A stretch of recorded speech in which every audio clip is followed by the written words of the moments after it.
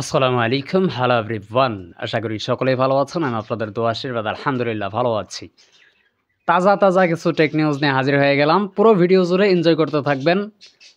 Google Pixel 9a এটা অতি শীঘ্রই লঞ্চ করতে চলেছে।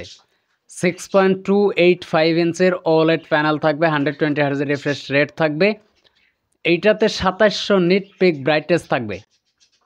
LPDDR5X আর স্টোরেজ টাইপ হচ্ছে UFS 3.1। এটা মূলত দুইটা ব্যাচ ভ্যারিয়েন্টে পাওয়া যাবে, একটা হচ্ছে 8128 আর একটা হচ্ছে 8256।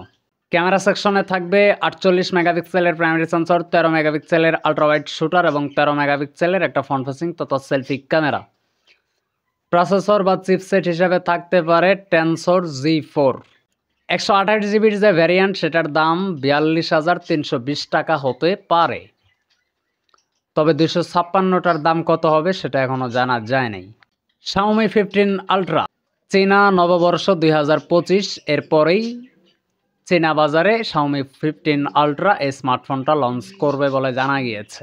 Xiaomi 14 আলট্রাতে 5300 mAh ব্যাটারি দেওয়া হয়েছিল, কিন্তু Xiaomi 15 আলট্রাতে 6100 mAh ব্যাটারির সাথে আসবে এবং 90 ওয়াটের ফাস্ট চার্জার সহ আসবে। সবচেয়ে বড় যে খবর সেটা হচ্ছে আইফোন 15 প্রো ম্যাক্সের ক্যামেরায় শ্যুট করা হয়েছে 610 কোটি টাকার বাজেটের একটা হলিউড সিনেমা 28 ডে লেটার।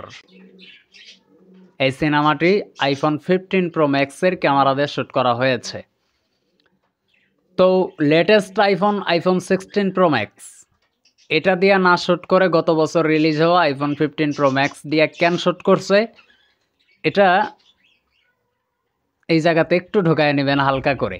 তো এই তো ছিল আজকের ভিডিও। আজকের ভিডিওটা কেমন লাগছে? যদি ভালো লেগে থাকে মাস্ট একটা লাইক দিয়ে যাবেন। দেখা হচ্ছে আশরাফ জোনের ব্র্যান্ড নিউ কোনো নতুন ভিডিওতে, আরও ইন্টারেস্টিং নতুন ভিডিওতে। এ পর্যন্ত সকলে ভালো থাকবেন, সুস্থ থাকবেন। ধন্যবাদ সবাইকে। আল্লাহ হাফেজ।